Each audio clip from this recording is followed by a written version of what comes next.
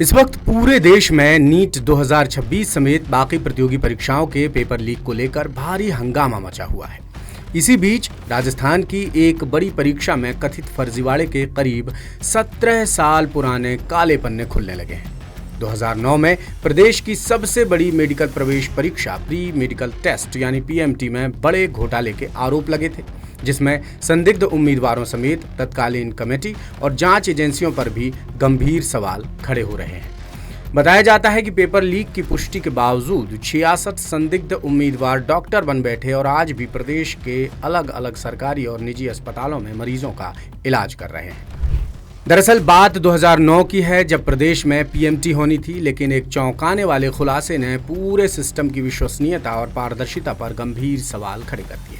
उस साल फिजिक्स का पेपर बेहद कठिन था, जिसमें लंबे लंबे न्यूमेरिकल सवाल थे।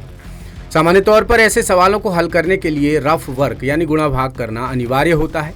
जब जांच टीम ने कॉपियों की पड़ताल की तो देखा कि टॉपर्स ने रफ वर्क किया था, लेकिन एक छात्र की कॉपी में कोई रफ वर्क नहीं था।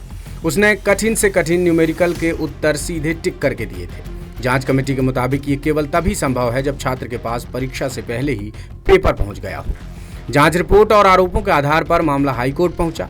अदालत के दखल के बाद हाई लेवल इन्वेस्टिगेशन भी हुई, लेकिन केस अंजाम तक नहीं पहुंच सका।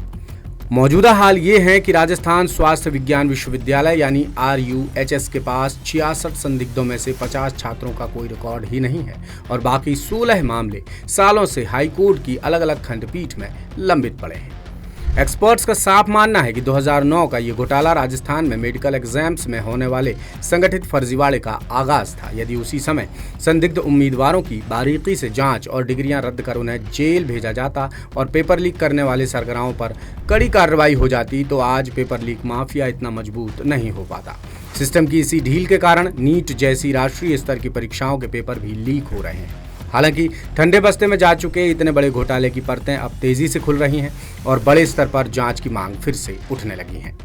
हाल ही में मुख्यमंत्री संपर्क पोर्टल पर SOG से मामले की उच्च स्तरीय जांच कराने के लिए शिकायत दर्ज कराई गई थी, जिसका कोई जवाब नहीं मिलने पर मुख्यमंत्री कार्यालय को रिमाइंडर भी भेजा गया है। हालांकि अभी शिकायत को परिवाद के रूप में दर्ज कर छोड़ दिया गया है और प्रशासन ने अब तक मामले पर कोई सक्रियता नहीं दिखाई है, मगर आसार जताए जा रहे हैं कि अब ये मामला थमने वाला नहीं है। हालांकि ये देखने वाली बात होगी कि शिकायतकर्ता आगे क्या कदम उठाते हैं और सरकार क्या रुख अपनाती है। लेटेस्ट, इन्वेस्टिगेटिव और इन डेप्थ खबरें देखने के लिए ज्वाइन कीजिए द सूत्र का व्हाट्सएप चैनल, सब्सक्राइब कीजिए YouTube चैनल, लाइक कीजिए Facebook पेज और पढ़ते रहिए www.daसूत्र.com।